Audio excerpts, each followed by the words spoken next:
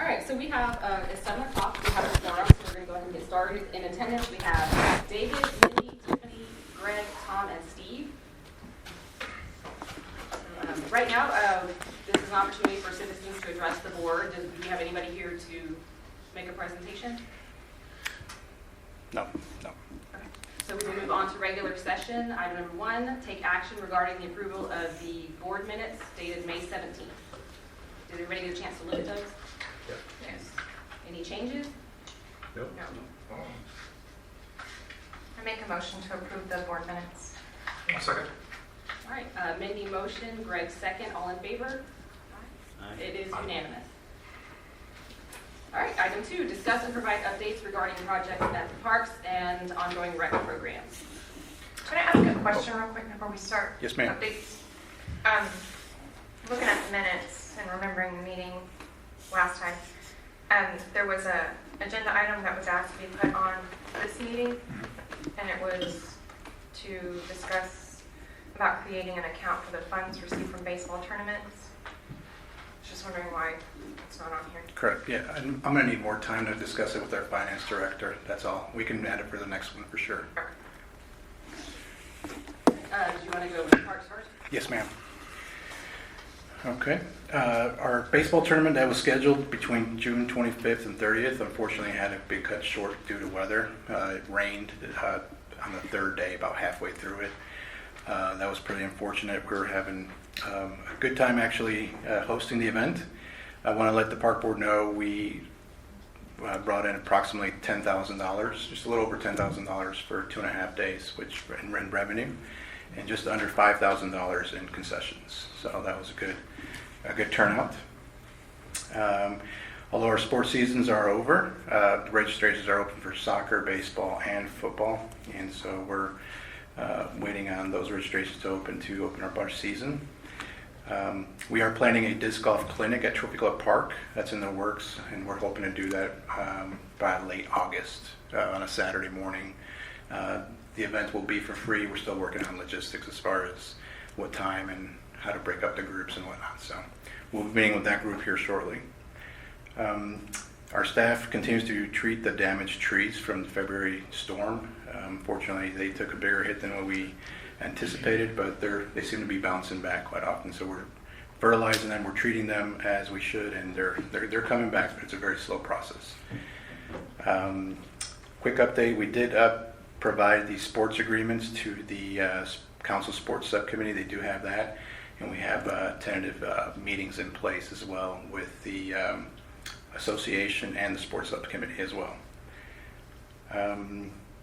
And that is all I have for the Parks Department. I'm available for any questions.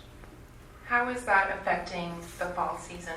What's that, ma'am? Not having the agreements met? We're going to wait until after the fall season so they opened up their registration, so we didn't want to disturb their registration process, so we'll wait until after the fall. Did the soccer tournament take place? The soccer tournament took place. That came in roughly about $600 in revenue. Yeah. And they were only using, I think they only used 5 fields on a Saturday and a Sunday. We can take this offline also, but I continue to keep getting approached by outside select teams about what we keep talking about please, if anybody has anything to share, kind of get everybody's opinion on this, about usage of our baseball fields that aren't used very often, like the one next to back, field 4, which is, because of the growth of Trophy Club and all the surrounding select teams, like Texas Edge, for instance, they've got 5 or 6 teams that are willing to pay $100, $125 for an hour and a half practice. Right, I agree. On It's not those being fields, used. if it's not being used. Yeah, CNE filling. Yeah, because that field's not being used hardly at all. I'm up there all the time and nobody's ever on it. And what they're asking for, just from what I've gathered, because they approached me directly, they're asking for basically 2 days a week, 2 practices a day, and that's it. And that would bring in somewhere, anywhere, because it's all negotiable, and we could charge an initiation fee the Grapevine does when they allow them to practice, and that's $1,500 a month for 2 days, 2 practices on the day. Yeah, That's that definitely needs to be entertained. Yeah, okay. Cool. I just wanted their opinion on because what we talked about. Who's going to call? Huh? Who's calling? Who's Texas Edge? Texas Edge? Yes, they're the big ones. Okay. They're out of Alliance of Fort Worth, but the thing is most of their team lives here in Trophy Club. Okay. 3/4 of their team was a Trophy Club. They're actually, to be honest, their 13U is right the #1 team in the country for 13U majors. So they're extremely good. If I may ask, where do they practice now? They're running out of practice field. They're Liberty Christian, but the problem is that they've got them on a softball field, and good problem to have. These kids are too good, and so they're literally hitting every single ball during batting practice out of the park. So they need a 14U field. Like it would serve their need perfectly for at least 3 to 4 teams. And they even said they would take a younger one on their team and put it on a big field just to have dirt because they're running out. So. Yeah, I just think it'd be a nice ongoing moneymaker. Again, if it's not being used, I'm 100%. Everything goes to TCR, baseball first, TCR select first, residents first. But then if all of that's filled and there's a Tuesday at 5:30 open on that field, let a team like that happen and make them pay for it. Just bring in extra revenue. Yeah. Any other questions? Rick? Yes, so I'm going to start with the Trophy Club Tritons. They wrapped up regionals, taking first place in 22 total events. The Tritons this weekend are heading towards state with 67 swimmers, sitting in second place overall for the season. So we're really excited and looking forward to them doing great at state this weekend. For our swim lessons, we're starting our final session. It was supposed to start today, but we got rained out, so we rescheduled today for Friday, so they start tomorrow. It's our final session for the season. We'll have a total of 225 participants that have done our Learn to Swim program, and this is new for us. It's done by American Red Cross, so all of our instructors are certified through them, and it's been a great program to promote. Next up is summer camp. We're wrapping up in early August. We've got 2.5 weeks left. We're thrilled to have 570 enrollments for this year and hope to continue growing that program. Water aerobics, we're starting a new program. It'll be this Saturday, the 24th at the community pool. We'll be doing a shallow end water aerobics class from 8 to 9, and then from 9 to 10 we're going to be in the deep end doing a water aerobics class, and that'll go throughout the rest of the summer on Saturdays. So happy to add in that new program to the town. And then goat yoga. We had goat yoga on the 20th of June. It was a great event. I took my wife and child out there and we had a really great time. We had over 30 participants there, and everyone had, again, just a great time. We've got another class scheduled for this weekend and hope for just another excellent turnout. Any questions? Okay, I'd like to bring up Patrick Shrine. He's one of our volunteers who's been helping up with Trophy Club Park, just to share about the different things he's been doing for us. Thanks, Summer. Good evening. Apologies if I'm looking down at my phone. That's how I take all my notes. For those of you I hadn't met, my name is Patrick Shrine, like Summer said. I guess you could say I'm the Trophy Club Park's newest volunteer. Give you a quick background on myself, and then I'll brief some of the activity that's been going on over at the park. So my wife and I, and 3-year-old son now, we moved to Trophy Club about a year ago, and we're absolutely loving it so far. Like a lot of families, we were attracted to the Trophy Club because of the schools, amenities, and the unique community atmosphere. Of those many amenities, one of our favorites is Trophy Club Park. When I was a boy, my family used to take me to Marshall Creek riding area, so I have extremely fond memories of the trails. Because of that, I'm thrilled to now be close to the park, and it's really special for me to be able to share that with my son. In addition to all the park offers, it's also literally my neighbor. Since our house borders the woods in Abbey Moor, we spent an incredible amount of time on the trails enjoying the wildlife. My passion for the park, and specifically the off-road trails, had me wanting to give back. As many of you noticed, I began attending the board meetings and inquire about volunteering. I met Tony early on, and I'm extremely thankful for the opportunity he and Sumner have given me to help out. I put together a couple slides to show a few of the things we've been up to over the past couple months. So I kind of started off over there, kind of doing some trimming and cleaning some debris off the trails and minor stuff like that. But very quickly, we had a pretty unprecedented event in all the rain that we had. The lake level rose, I think, 10 or 11 feet over normal. And it's hard to see, if you're not familiar with the trail, this picture was actually taken from the road, but if you're not familiar with the trails, that's the lake right there, and it was covering probably a solid 50% of the entire trail system over there. So that very quickly kind of became the priority, is to try and get that figured out and get us opened back up. So I worked with Tony and Sumner. We strategically kind of came up with a way to open. This was a few weeks ago.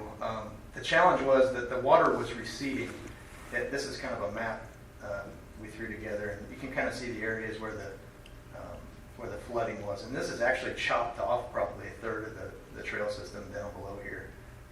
But you know, a lot of that water is still there, and even as the water recedes, it just leaves a mess. I mean, all kinds of driftwood and debris and everything is left once the water recedes. So we wanted to open the trails back up, obviously for the revenue and to get people back in and everything, and we want to do it in a safe way. So we kind of came up with these new routes, and the new routes are what the old ones were. They're just kind of chopped off, so you can see like the red axis down here. That was a trail that was chopped off, and there's an example of kind of what we did over there. We put some barricades and some arrows up and everything to reroute it. It's a little bit shorter, but you know, you stay out of the bad areas. Is this specific to motocross? The motocross and the motocross and the trail system for the ATVs and dirt bikes. So that was kind of the immediate effort. I think we opened last week or the week before. We were able to get back open up, and I got to give a plug to one of the contractors that works out there. He comes out and runs the Bobcat and everything, and he's been a tremendous help as well. He's very knowledgeable about the trails, has a lot of history out there. Rides himself, as do I, so kind of understand, you know, what's safe and what's not, and good things to upkeep that and you know, keep it going for a long time. So kind of ongoing efforts. As you can see, this picture up above is an example. That's actually interrupt briefly. What's the name of that contractor? Michael. I'm not sure. Michael Smith. Michael Smith. Yes. That's the name of his firm. Yeah. Super. Thank you. Yeah, you bet. This upper picture here is actually a trail, if you can believe it or not. I mean, that's the kind of debris that the lake leaves. And some pretty significant logs there. So that's going to be one of the challenges going forward. I go over there a few times a week and just make sure nothing's really badly damaged, or barricades, or sometimes the limbs, you can kind of see here, the limbs will hang over the track.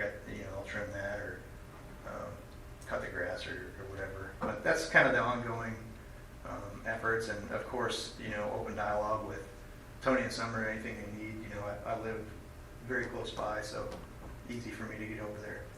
And then future efforts, that's my little guy. He's 3. He just turned 3, and that's his little electric dirt bike. So you know, my charter is just to, you know, keep the park, you know, the trails, but the park in general as well.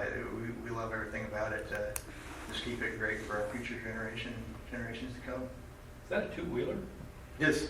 It balances and goes, huh? He does. Yep. He was on a little balance bicycle for, you know, I don't know, 6 months or 8 months or something, and he just jumped on that. And it's got variable speed, so you don't go bananas on it, you know, so you can turn it down. But yeah, he loves it. You'll figure out how to bypass it real quick. Oh, there's no, yeah, that's my biggest fear. You can actually see that this is in my yard, but that's the park right there in the background. So, and I don't know if y'all heard some of the hog stories, but that was my yard.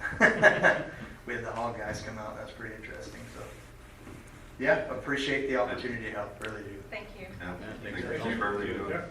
Appreciate it. And one of the things I wanted to mention, I did apply for a grant to remove all the debris. It's 100% matching grant. It's reimbursable, but it's 100% matching. I haven't received word yet from Texas Parks and Wildlife, but we're hoping that we receive that grant. It was roughly about $80,000. So I wanted to throw that out. Is that a new grant? Or? It's brand new. Okay. Yes, sir. Didn't we apply for grants, like, 3 years ago when the initial major flooding happened, and Correct. applied for multiple grants? That one's been completed. Yeah, that's been completed. The one that we're still waiting on is for the road repair. That's the only one pending. Yeah.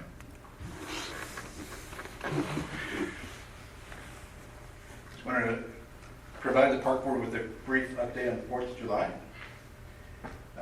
We did have our Patriot Fun Run with 512 registered runners with a total of $10,462.29 in registration sales. Swag bags were provided at the community pool from August 30th through July 2nd, which worked out Probably great. supposed to be June 30th. That's exactly right. Yes, that's what I meant. Little typo there. So, but 3 days before the event itself, and it worked out great at the pool concessions. We just double teamed there at the concession stand, and it worked out fantastic. Beach Anywhere breakfast was provided by Bar Church first thing in the morning. 3 Volt attended the race as well to kind of hype up the runners. That worked out fantastic as well. Had an embarrassing moment with DeMarcus where I didn't realize who he was until later on that day. National Anthem was performed by Christy Kendrick. She sings phenomenal. I don't know if you guys have ever met her, but she's a great singer. She's actually done it once for kickball out there like 2 years ago or so. And of course, various volunteers for Cross City Church as well assisted with the race by handing out water. Parade of Patriots went great. We had 43 registrations with over 70 participants. We had excellent turnout. As you can see, we had our 4 winners that participated. So we had the best dressed pet. Can't see, sorry. The most patriotic and best decked out golf cart, and of course the Red Hot Mamas with the Spirit of Trophy Club. We anticipate we received approximately about 5,000 attendance. I, for one, have saw people sitting in areas that I've never seen before, and that was over by the back of the T-ball fields, right behind field 5, off to the side. Yep. Of course, by the golf cart areas, I've never seen the golf cart parking lot that full before, and it was about halfway full over the multi-use field. Various games and activities were there. The lines were still as long as you can imagine. So we're going to come up with some strategic planning next year to see what we can do to alleviate and help folks out, because there's still a lot of folks waiting about 20 minutes to get on a ride or get their face painted and whatnot. So Limelight Band did not disappoint. For those that did attend, you'll know. We did have 4 merchant vendors, which we haven't had in the past for a long time, so we hope to increase those numbers next year. Our shuttle service, our poor guys would not stop from Byron Nelson High School to the park, and then, for about 2 hours nonstop. We had to check our gasoline and our fuel for a few times. What you may not realize is you also had a large audience right across 114 in the Fidelity area. Oh, okay. Yeah, That's in good the to know. Fidelity and the Charles Schwab area. Okay. So it's real easy to Perfect. park on over there Okay. and watch the fireworks. And you also were able to see a little bit of Keller. So I drove by early. There was a couple hundred people. Perfect. That's good to know. And of course, our fireworks show from Pyrotechs, they never disappoint as well. Just to let you guys know, there is a slight increase for next year on all fireworks due to the short supplies that There's a slight increase on everything. There's a chip supply problem. So just to let you know, that's about $3,000 more than what it has been in the past. And of course, this looks a little messy, but I did it intentionally to let you guys know and kind of show off our sponsors this year. These are all of them that we received this year. And our HR manager, Ailey Archer, did a phenomenal job reaching out to all these folks. And that brought in approximately just a little over $18,000 in sponsorship. So we hope to increase that number. Our goal is to double it next year. And we'll see. We'll see what we can do, but that's our goal for next year. And I'm sure we can accomplish that with our great staff. So that concludes that 4th of July presentation. I'll take any questions. I have a question. Do you happen to have numbers on resident and non-resident, the Yes, bands? Thank you. Yes. I'll email that to the board. Yes, I do have those. I don't know off the top of my head. I'm so sorry. I think we were in the 600s for Residents. residents, and then non-residents, I think we're about 4, I believe. Yeah, we'll confirm with our sales. So our finance director actually ran those sales that night, so I'll ask him tomorrow. Yeah. Any other questions? Good to go. Okay. That's the presentation. Then we'll move on to item 3, updates regarding Trophy Club Park. That was actually Patrick Shrine. Yes. Okay, so I Yes. felt like that might Yeah. be the case, so. Yeah, we went out of order. I have a question, just on the, with the park and the volunteers and such. I know, do we do anything, like I've been out there like hole 11, right, with a Yeah. chainsaw, cleaning stuff out. But I know that we've got four-wheelers and other things. Have we ever let volunteers have access to any of that, just to move stuff around or look for a volunteer day or Yeah. anything like that? Right. Now, we're still working on, Ms. Nymphius mentioned at the last council meeting about the Trophy Club Park cleanup day. We're still working on that. So the goal is to gather up different groups. So one would be the MX group, the disc golf players, fishermen, boats, nature, people that go on to nature trails. And everyone goes to their own designated areas to clean up for the day. So we close the park down completely for, let's say, Saturday, and we'll provide lunch as well and drinks for everyone that volunteers. So that's coming really soon. We're just trying to catch up a little bit on from the 4th of July. Yeah. Question, Tony, are you guys, since we raised the rates at the park, that's been in effect for a little while, correct? No, we discussed raising the rates, but council did not approve that, is what I understand. I thought we made the recommendation, but council did not agree. No, I think, if memory serves, I think they did pass. I believe so. I'll have to check, but I believe it did. Okay, you may be Yeah, right, but yeah. I thought that it did not. Yeah, I believe it was approved. For Okay. Trophy Club Park, yes, I believe so. Non-resident. It was on consent, yeah, about a month ago or so, maybe a little bit, but I can forward that with the other question as well. You actually may be right, I might be thinking of the other, the pool side. I was, probably answered the question already. I'm wondering if there's been any unexpected angst, feedback, gritching by folks about those raised rates. Not yet. The reason why is because we run into a problem with our Ventic machine, and Sumner's actually in the works with them as we speak with the company to make that difference between non-residents and residents. Got it. Okay, thank you. All right, Patrick, thank you so much for coming and doing that presentation. That was awesome. I've been part of this board for several years and met tons of fantastic volunteers, much like yourself. Reminds me of Luke Hawker, all the stuff that he did. It was awesome. Personally, my favorite, having done stuff on the board, was the stuff at Harmony Park, the playground equipment and whatnot. It's been awesome. However, more recently, I feel like the tone of this town has shifted, largely when the mayor and mayor pro tem took office. I feel like it's taken a turn for the worse.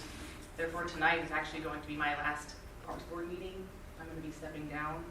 I went in front of council several weeks ago and I said that the way they treat volunteers can really affect what happens. And even since then, it has gotten worse. And I'm not going to stand by and take it. I don't deserve it. I've taken public accosting, private accosting, and I'm tired. So tonight, I'm done with the threats. I'm done with passive aggressive. I apologize. I'm having to step down. I completely understand. I watched it. Yeah. And with that, I'm also announcing that I'm resigning from the Parks and Rec Board as well. I moved to Trophy Club in 2013. And so for 8 years, I have volunteered early on. I have actually had 2 different appointments, 5 different council members to this board. And I've really enjoyed my time in volunteering and working for the town and for the Parks and Rec Board. But I'm moving, which is the main reason I am resigning.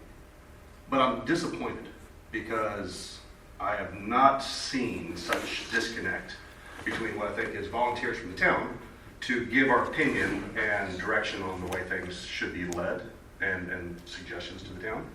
And it fall on deaf ears, I think, all too often. And so I'm very disappointed to have to be leaving under these circumstances without being able to affect change. But hopefully future volunteers are able to step up and join the board, and you're needed. But hopefully you're able to drive different change than what I've been able to affect in my time here as of recently. So with that, tonight is also my last night on the Parks Report. And I have something to say. So, Tiffany, Dave, I wanted to thank you, Tiffany, for your countless hours that you've spent over the years serving on the Parks Board. Your goal has always been the same as mine, go above and beyond for the community. I've enjoyed working side by side with you at events, at meetings, on subcommittees, numerous subcommittees, and brainstorming for hours on how to better serve our community and improve our parks. Not to mention coming up with ideas for new ways to bring our town together through the Parks and Rec Department. Before last fall, it seemed our efforts made more of a difference. Since the mayor and mayor pro tem took office, it seems to be more challenging to get anything accomplished. All good things must come to an end, I guess. And with that said, I'm resigning my position as Park Board Vice Chair tonight. It has been a pleasure serving with all of you. You bring much experience and knowledge to this board. All of you are very valuable to our community and deserve to be treated as such. You should not have your time wasted serving on boards and committees that are undervalued or ignored by our mayor and council. Tony, a little over a month ago, we sat down face to face, you, Tiffany, and I, after that meeting where they belittled her, and you looked at me and you said, Mindy, you know me. And honestly, I thought I did. But I am disappointed to say that I don't think I do anymore. And maybe I never did. To echo Tiffany, this leadership or lack thereof is toxic. And I choose not to be a part of it. The passive-aggressive comments and the disrespect is unprofessional and intolerable. Leadership that chooses to spend more time gossiping about volunteers and perpetuating lies rather than focusing on important town issues has no business being in their positions. I am choosing to not be a part of the toxic environment. I will never compromise my character or my beliefs for any reason. I will never comply with anyone who chooses to further their own agenda while tearing others down. And I will end with this. You may be able to fill these seats, but you'll never be able to replace us. Thank you. Well said. A message has been sent. It's up to council as to how they're going to react to this. I sincerely hope they take it in a positive direction because it hasn't been positive since November. And you've really affected good people that have done nothing but try to do good for this town. I'll actually say one thing on a very private note. I'm not on Facebook. I'm not on the Trophy Club. Just so I'm the last social media person there is. And for the first time ever, I got on and watched the comments. I watched what happened between the mayor, mayor pro tem, and her. But the negativity, what I couldn't believe is how people in this town talk to each other on social media. And this divide that's happening almost seems like, to me personally, like old Trophy Club versus new Trophy Club, of this attack on each other. I don't understand what's that. I'm not on social media. I don't see any of this ever. I'm just really coming to light on this. And I've been reading some of these posts from my wife's Facebook page, and I don't blame you guys. I mean, I just started seeing this. I'm like, wow, people actually talk to each other this way. They actually treat each other this way. They do. And it was eye-opening to me. So I honestly, They got too after much seeing a lot time of on those their comments, hands. they do. It is toxic. That's the best way to put it. For a volunteer position and Exactly. doing what is best for the company, our neighbors, and where we live, to be treated with such disrespect and disdain. And whenever we bring suggestions and ideas that are dismissed, honestly, I feel like I've wasted a lot of time with ideas and things we've tried to do that have either been dismissed, not followed up on, where we've had to push to try to make sure they're followed up on, and then when it finally makes it to council members being dismissed as well. So I feel like at this point, it's almost reached a point that it's just, we're here as a checkbox. It's a board that's checkboxes. It's not really, we aren't able to really help make a difference. Yeah, I would actually, And I've been around too long to watch how we've been able to affect and do great things for this town versus where it is today. thank you, well said. For those of us who are still on, I would very much heed their suggestions on what you're hearing. We kind of need to figure out what we're here for. Because there has been many suggestions, many things. We don't really know what our job is, because what are we actually doing? I mean, honestly, this isn't to be rude. This is we do suggest, we do stuff, it goes to council, maybe, and then they're like, well, no, dismiss it, or don't worry about it, whatever. So, I think Or historically it's kicked down the road. speaking, even prior to myself being on this board, it's been a mockery. Specifically to you, Greg, this board has been a mockery. You're out of No, no, violating him. Go ahead. it's been a That'll mockery be called to out him. later. So, For what it's worth, I just want to thank you guys for all your hours. Obviously, we've worked together on a lot of the events in the past, done a lot of volunteer work. I've noticed it, I've witnessed it, so thank you very much for all your time. And to answer your question, yes, Just, I'd like to sit down and go. I got you. Yes, Kind of go absolutely. through this, because obviously, they're right, they're sending quite a message. So we kind of need to, especially for the new board members who are going to be taking their places, we kind of got to set expectations for anyone coming in. You got it. Cool. Thank you. 7:30, meeting adjourned. I was going to ask one question before we do. We had a follow-up item from last week. Whatever happened to the pickleball courts? Oh, Last November. Yeah. Well, that's with the NISD passing their bond. They're building 4 tennis courts behind Medlin Elementary School.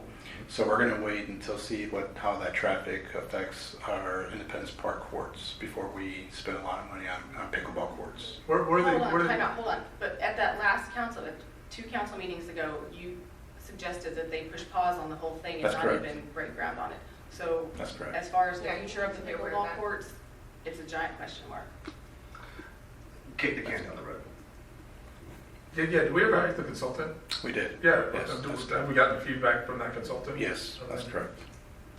Can you share? But based on the town survey, the need isn't there, so Tony Gotcha. would like to push pause on the whole thing. I like that. Good. Okay. Cool. Good. Just quick, the Medlin court's going to have pickleball lines and be used for pickleball. And The tennis courts at Medlin? Medlin. No, they're not. Not according to their superintendent, no. so they're going to put in tennis courts, so we're going to hold our pickleball courts. That's correct. Oh, okay.